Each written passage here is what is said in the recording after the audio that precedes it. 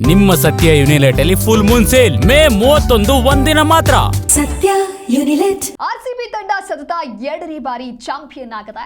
ಹಾಗಾಗಿ ಈ ಬಾರಿಯೂ ಕೂಡ ಆರ್ಸಿಬಿ ವಿಜಯೋತ್ಸವ ನಡೆಯುತ್ತಾ ಅನ್ನುವಂತಹ ಚರ್ಚೆ ಇದೀಗ ಆರಂಭ ಆಗಿದೆ.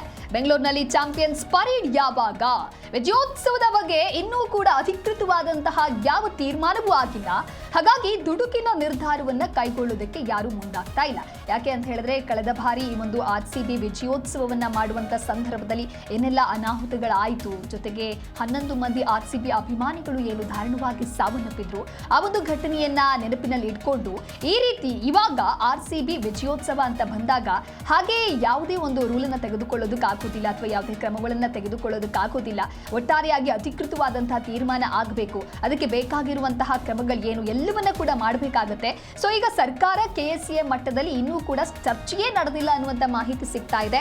ಆರ್ಸಿಬಿ ತಂಡವನ್ನ ಕರೆಸಿ ಅಭಿನಂದನೆ ಹೇಳುವಂತಹ ಯೋಚನೆ ಹಿಂದಿನ ಬಾರಿ ಕಾಲ್ತುಳಿತದ ಹಿನ್ನೆಲೆಯಲ್ಲಿ ಬಹಳ ಎಚ್ಚರಿಕೆಯ ಹೆಜ್ಜೆಯನ್ನ ನಡಿಬೇಕಾಗತ್ತೆ. ಬೆಂಗಳೂರಿನಲ್ಲಿ ಚಾಂಪಿಯನ್ಸ್ ಪರೇಡ್ ಅನ್ನ ಹಾಗಾದ್ರೆ ನಡೆಸಲಾಗತ್ತಾ, ಅಥವಾ ನಡೆಸಿದ್ರೂ ಕೂಡ ಯಾವ ರೀತಿಯಾಗಿ ಸೆಲೆಬ್ರೇಷನ್ ಮಾಡ್ತಾರೆ, ಅದಕ್ಕೇನಾದ್ರೂ ಲಿಮಿಟ್ ಹೇರ್ತಾರಾ, ಇವೆಲ್ಲವನ್ನ ಕೂಡ ಕಾದು ನೋಡಬೇಕಾಗತ್ತೆ. ಒಟ್ಟಾರೆಯಾಗಿ ಆರ್ಸಿಬಿ ತಂಡ ಅಂತೇನೆ ಒಂದಿಷ್ಟು ಸಾಕಷ್ಟು ಕ್ರೇಜ್ ಇರೋದ್ರಿಂದ ಸದ್ಯ ಆರ್ಸಿಬಿ ವಿಜಯೋತ್ಸವ ಇದೀಗ ಒಂದು ರೀತಿ ಯಕ್ಷ ಪ್ರಶ್ನೆಯಾಗದೆ.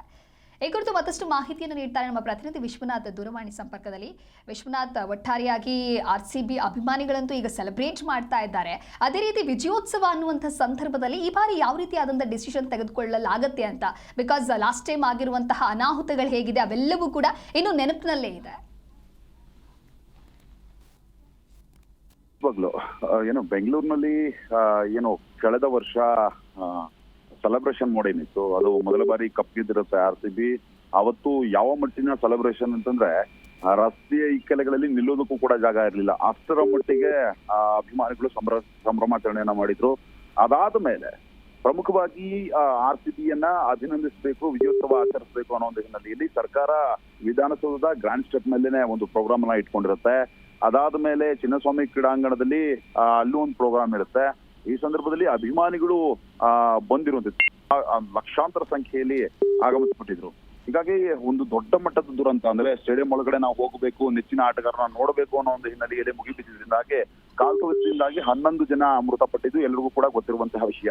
ಹೀಗಾಗಿ ಈ ಬಾರಿನೂ ಕೂಡ ಸೆಲೆಬ್ರೇಷನ್ ಅನ್ನ ಮಾಡಬೇಕಾ ಮತ್ತು ಅವಕಾಶ ಕೊಡಬೇಕಾ ಆರ್ಸಿಬಿಗೆ ಅನ್ನೋ ಒಂದು ಹಿನ್ನೆಲೆಯಲ್ಲಿ ದೊಡ್ಡ ಮಟ್ಟದ ಚರ್ಚೆಗಳು ಕೂಡ ನಡೀತಾ ಇರುವಂತದ್ದು. ಯಾಕಂತಂದ್ರೆ ಕಳೆದ ಬಾರಿ ನಡೆದಂತಹ ದುರಂತ ಏನಿದೆ ಅದು ಪುನರಾವರ್ತನೆ ಆಗುವಂತಹ ಭಯ ಸರ್ಕಾರಕ್ಕೂ ಕೂಡ ಇದೆ, ಫ್ರಾಂಚೈಸಿಗೂ ಕೂಡ ಇದೆ ಮತ್ತು ಕೆಎಸ್ಸಿಗೂ ಕೂಡ ಇರುವಂತದ್ದು. ಹೀಗಾಗಿ ಈ ಒಂದು ಸೆಲೆಬ್ರೇಷನ್ ಅನ್ನ ಮಾಡುವಂತದ್ದು ಸಾಕಷ್ಟು ಅನುಮಾನ ಅಂದ್ರೆ ಡೌಟ್ ಅಂತಾನೆ ಹೇಳ್ಬೋದು. ಯಾಕಂತಂದ್ರೆ ಯಾವುದೇ ರಿಸ್ಕ್ ಅನ್ನ ತೆಗೆದುಕೊಳ್ಳುವಂತಹ ಹಿನ್ನೆಲೆಯಲ್ಲಿ ಸರ್ಕಾರ ಕೂಡ ಹೋಗೋದಿಲ್ಲ ಮತ್ತು ಫ್ರಾಂಚೈಸಿ ಕೂಡ ಹೋಗೋದಿಲ್ಲ. ಅದೇ ರೀತಿಯಾಗಿ ಏನು ಕೆಎಸ್ಸಿ ಆಗಿರ್ಬೋದು ಯಾವುದೇ ರೀತಿಯಲ್ಲೂ ಕೂಡ ರಿಸ್ಕ್ ಅನ್ನ ತೆಗೆದುಕೊಳ್ಳೋದಕ್ಕೆ ಹೋಗುದಿಲ್ಲ. ಹೀಗಾಗಿ ಏನಾದ್ರೂ ಕೂಡ ಅಕಸ್ಮಾತ್ ಆಗಿ ಏನು ಅಭಿನಂದನಾ ಕಾರ್ಯಕ್ರಮವನ್ನ ಇಟ್ಕೊಳ್ಬೇಕು, ವಿಜಯೋತ್ಸವನ್ನ ಆಚರಿಸಬೇಕು ಅಂತಂದ್ರೆ ಕೆಲ ದಿನಗಳ ಕಾಲ ಅಂದ್ರೆ ಈಗ ಏನು ತುಂಬಾ ಪೀಕ್ ಅಲ್ಲಿ ಇರುವಂತದ್ದು ಮತ್ತು ಸೆಲೆಬ್ರೇಷನ್ ಮೋಡಲ್ಲಿ ಇನ್ನೂ ಜನ ಕೂಡ ಇರುವಂತದ್ದು. ಹೀಗಾಗಿ ಯಾವಾಗ ಇದ್ರ ಅಲೆ ಏನಿದೆ ಈಗ ಗೆಲುವಿನ ಅಲೆ, ಅದರ ಒಂದು ಹಿನ್ನೆಲೆಯಲ್ಲಿ ಸೆಲೆಬ್ರೇಷನ್ ಮೋಡಲ್ಲಿ ಜನ ಇರುವಂತದ್ದು, ಅದೆಲ್ಲ ಸ್ವಲ್ಪ ತಗ್ಗದ ಮೇಲಾದ್ರೂ ಕೂಡ ಕಾರ್ಯಕ್ರಮವನ್ನ ಆಯೋಜನೆ ಮಾಡುವಂತಹ ಸಾಧ್ಯತೆ ಕೂಡ ಇದೆ. ಆದ್ರೆ ಭಾಗಶಃ 90% ಯಾವುದೇ ರೀತಿಯಲ್ಲೂ ಕೂಡ ವಿಜಯೋತ್ಸವ ಆಚರಣೆಯನ್ನು ಮಾಡೋದಕ್ಕೆ ಫ್ರಾಂಚೈಸಿ ಆಗಿರ್ಬೋದು ಮತ್ತು ಸರ್ಕಾರ ಆಗಿರ್ಬೋದು ಅವಕಾಶವನ್ನು ಕೊಡೋದಿಲ್ಲ ಅನ್ನೋ ಒಂದು ಮಾಹಿತಿಗಳು ಕೂಡ ಇದೆ.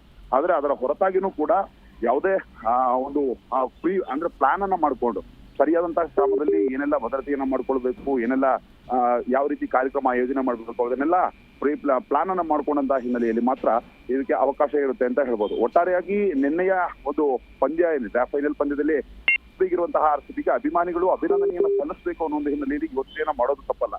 ಆದ್ರೆ ಆ ಸೆಲೆಬ್ರೇಷನ್ ಮೂಡಲ್ಲಿ ಹಲವರ ಪ್ರಾಣ ಕೂಡ ಹೋಗಿರುತ್ತೆ. ಹೀಗಾಗಿ ಏನು ಸೆಲೆಬ್ರೇಷನ್ ಮಾಡೋದಕ್ಕೆ ಅವಕಾಶ ಕೊಡುತ್ತಾ ಸರ್ಕಾರ ಅಥವಾ ಫ್ರಾಂಚೈಸಿ ಇದ್ರ ಬಗ್ಗೆ ನಿರ್ಧಾರ ಮಾಡುತ್ತಾ ಅಂತ ಕಾದು ನೋಡ್ಬೇಕಾಗಿದೆ. ಓಕೆ, ಥ್ಯಾಂಕ್ ಯು ವಿಶ್ವನಾಥ್ ನಿಮ್ಮೆಲ್ಲ ಮಾಹಿತಿಗಾಗಿ.